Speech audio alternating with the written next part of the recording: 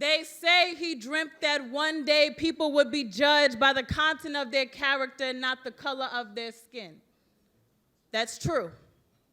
But he also said we can never be satisfied as long as the Negro is the victim of the unspeakable horrors of police brutality. He said this over 50 years ago. But I guess the more things change, the more they stay the same.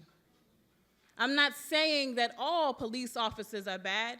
Just those of you who've been pulling out your guns, like writing utensils as you authorize bullets with your signatures on the backs of little black boys, and before you go blaming him. It's kind of hard. It's kind of hard to rationalize the police officer who's staring you in your eye, finger wrapped around the dictator of your last today and his mind made up.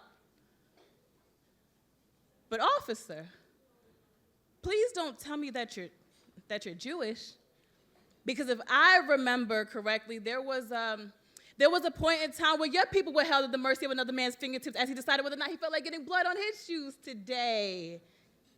Oh, but if you forgot, I'm not surprised, because you live in great old America, you know, or the land of the free and the home of the hypocrites. But I guess I've seen some progress. I was downtown Newark when I saw a white man holding up a sign that said Black Lives Matter. You know, like hashtag Black Lives Matter, hashtag Black Lives Matter, hashtag Black Lives Matter, hashtag Black Lives Matter, hashtag Black Lives Matter, hashtag Black Lives Matter, hashtag all lives matter. But did all lives matter before or after Michael Brown was shot dead while unarmed?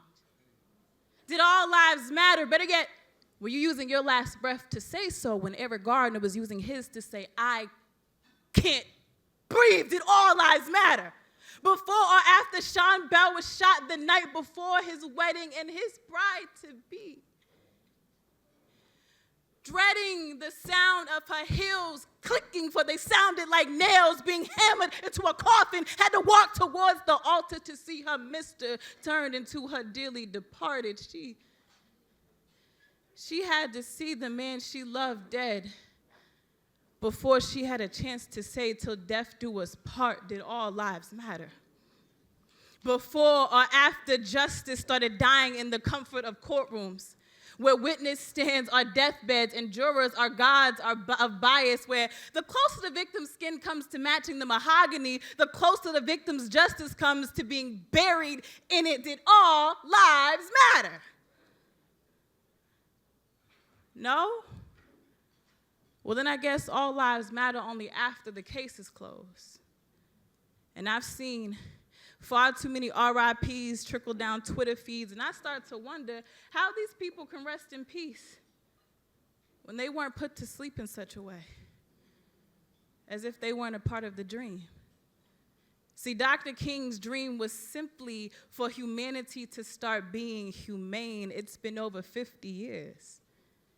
And maybe if the dream was finally a reality, we wouldn't have to stay woke.